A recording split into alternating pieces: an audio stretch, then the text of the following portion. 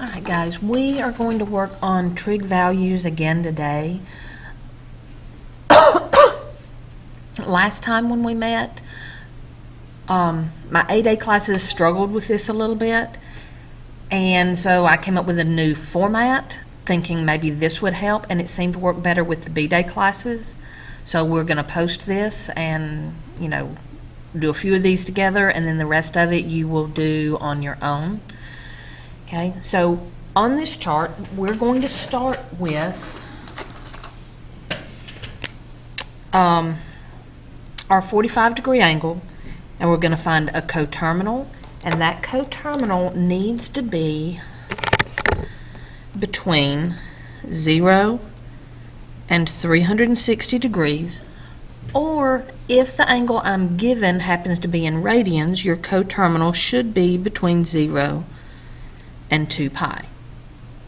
And then we'll need to know what quadrant that is in.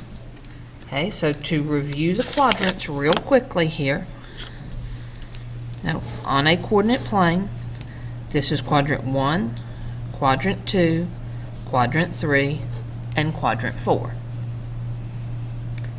Then the next column asks about the positive trig functions. And this is something that we didn't go over yet. I told you we were going to hold off on it. We talked about sine and cosine. Those were easy enough. We even talked about tangent a little bit.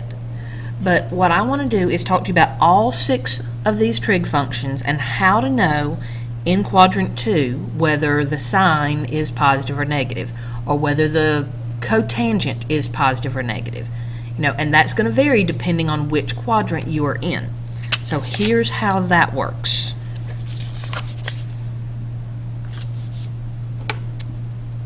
Here's our coordinate plane again.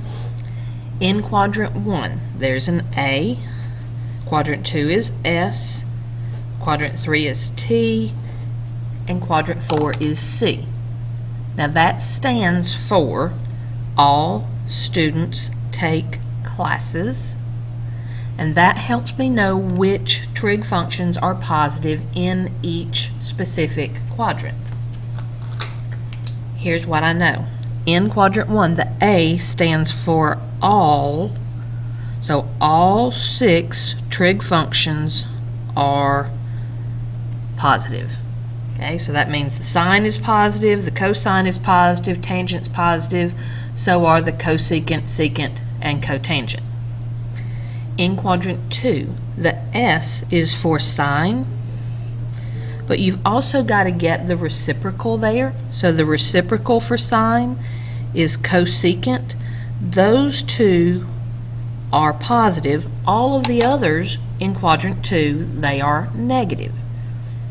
Okay, so if I have an angle, say 150 degrees over here in quadrant 2, for 150, the sine and the cosecant are going to have positive values. The other 4 will be negative. The T in quadrant 3 stands for tangent and its reciprocal. Those 2 are positive. The other 4 are negative. So if I have an angle like a 225, that's over here in quadrant 3. When I'm filling out my chart over here, the tangent and the cotangent will be positive. The other 4 are going to be negative. And over here in quadrant 4, the cosine starts with a C. Its reciprocal is secant.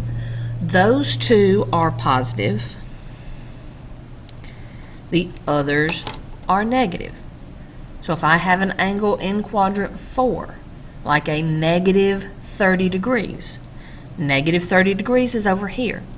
The value of the cosine is positive. The value of the secant is positive. The value of all the other trig functions are negative. Okay, so I'm going to slide this down here on my page, and we'll refer back to it as we need it.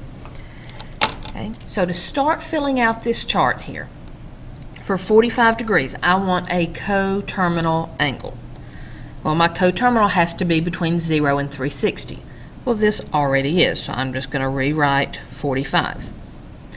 Now, 45 degrees is in quadrant 1, And in quadrant 1, if we look here, all 6 of those trig functions are positive. So what I'm going to do over here, until we at least get used to this and get a little bit better at it, I'm going to go ahead and put that all of these are going to be positive. I don't know the value of them yet, but I know they're all going to be positive. Now your reference angle talks about how far this coterminal angle is from the x-axis. And your reference angle is always going to be between 0 and 90 degrees, or in radian measure, it's going to be between 0 and pi over 2. Okay. So this angle is 45 degrees away from 0, so my reference angle is 45 degrees. So now we're going to use our hand trick to actually find the value of these. So here, for 45 degrees, 0, 30, here's 45. Remember, there's an imaginary 2 in your palm. So above this finger that I have bent, I have 2 fingers. So that is the square root of 2 over 2, comma, the square root of 2 over 2. That would be my ordered pair. So that means my cosine is square root of 2 over 2, and my sine is square root of 2 over 2. And both of those are positive because we figured it out over here already. Now for the tangent of 45 degrees, using the trick on your hand, there's your 45 degrees. Go ahead and flip it over.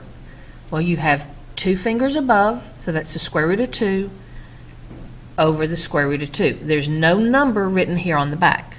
So when I put the square root of 2 over itself, it simplifies to 1. Then what we've got to do is we've got to find the value for each of these. Well, they are just reciprocals of the ones we already found. So when I work this out, to find the cosecant, I'm going to have to flip the sign. Okay, so the cosecant of 45 is equal to the sine flipped. So that's going to be 2 over the square root of 2. But you have to rationalize it. So I'm going to multiply by root 2 over root 2. And I get 2 root 2 over 2. These will cancel, and I get the square root of 2. So my cosecant is square root of 2. For secant, I'm going to flip the cosine, so I get the same answer. And for cotangent, I want to flip the tangent, so when I flip 1, I get 1. All right, 90 degrees is just a little bit different, okay? And you'll see it as we get through these over here on this side. So for 90, it is already between 0 and 360, so I don't have to worry about a coterminal. So it's just 90. Now 90 degrees is not really in a quadrant. It's on an axis. So if we look back down here, this is my 0. Here is 90 degrees. There's 180, 270, and 360s back over here. So 90 degrees is on the y-axis, and it's on the positive part of the y-axis. So I'm going to write positive y-axis here. And when it's on an axis, you know, it's kind of hard to talk about just which trig functions are positive, because here you're going to have some that are positive, you might have something that's negative, but you've also got zeros and things that are undefined. So for now, we're going to leave this blank and we'll come back to it. Okay, my reference angle, 90 degrees, is between 0 and 90, so that is my reference. And if we use just a little bit of common sense here and not necessarily using the trick on our hand, for 90 degrees from the origin, because we're dealing with a unit circle, it is 1 unit to here. So over 0, up 1, that's my ordered pair. So when I come back up here, my cosine is 0, the sine is 1, and it was positive 1 because I went up. Okay? And another reason, the y value of your ordered pair, right here, I'm on the positive y-axis, so that I know my y values have to be positive. Okay? And then tangent. You have to put the sine over the cosine. So 1 over 0 is undefined because you cannot divide by 0. Then to find the cosecant, I want to take the sine and flip it. So 1 flipped is 1. When I flip the cosine, I get secant. So when you flip 0, you get undefined. And flipping tangent will give me cotangent. So when I flip undefined, I get 0.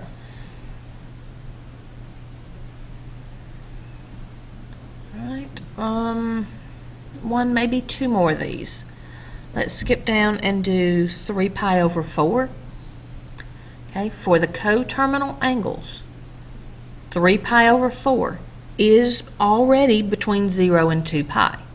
And if you're struggling with that a little bit, ignore the pi and take a look at 3/4. That fraction is between 0 and 2. So I don't need a coterminal angle. So I'm just going to recopy my 3 pi over 4.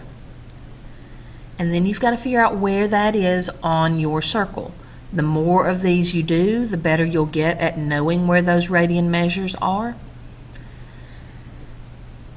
So 3 pi over 4, that's the same as 135 degrees. So this is quadrant 2. And in quadrant 2, the sine and the cosecant are positive. Everything else is negative. So sine and cosecant. So I'm going to go ahead over here, sine and cosecant are positive. That means everything else is going to be negative. Okay, and now I've got to find my reference angle. So all I have to do when it's in radian measure is look at that denominator. The denominator is a 4, so my reference angle is pi over 4, which is the same as 45 degrees. So now I'm ready to find my values. So here, 45 degrees. My ordered pair will be square root of 2 over 2, square root of 2 over 2. So square root of 2 over 2, square root of 2 over 2. So now when I put the sine over the cosine, that's just root 2 over 2 over itself will give me 1. And then I've got to flip each of these to get the reciprocal functions. So we already did the work up here. I'm just going to recopy it. So when I flip root 2 over 2, I get root 2. When I flip a negative root 2 over 2, I get a negative root 2. When I flip a negative 1, I get negative 1. All right, and the last one that we're going to do together is way down here at the bottom. That's negative 390 degrees. Well, negative 390 is not between 0 and 360. So I'm going to have to find a coterminal. So if I add 360 to this, I get negative 30, which is still not between 0 and 360. So take that negative 30 and add 360 again, and you'll get 330 is your coterminal angle. Well, 330 is in quadrant 4. In quadrant 4, the cosine and the secant are positive. Everything else is negative.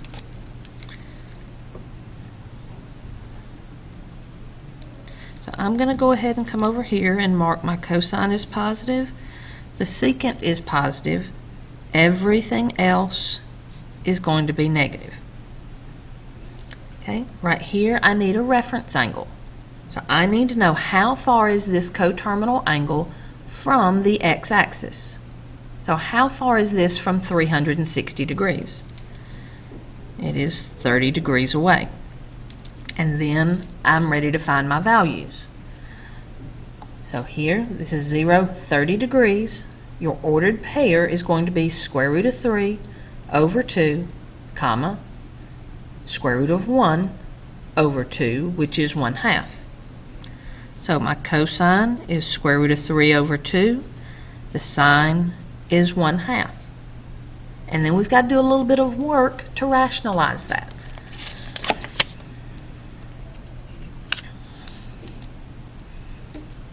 So negative 1/2 divided by the square root of 3 over 2. I have to keep change flip. My 2's will cancel. And then, like I said, you have to rationalize it. So multiply by root 3 over root 3 will give me a negative root 3 over 3.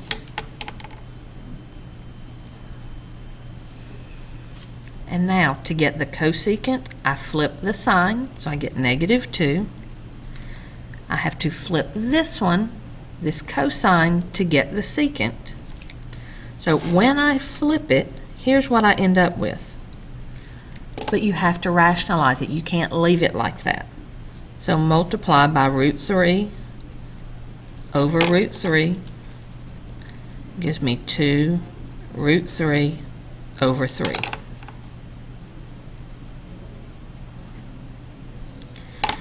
And then to get the cotangent, I have to flip the tangent.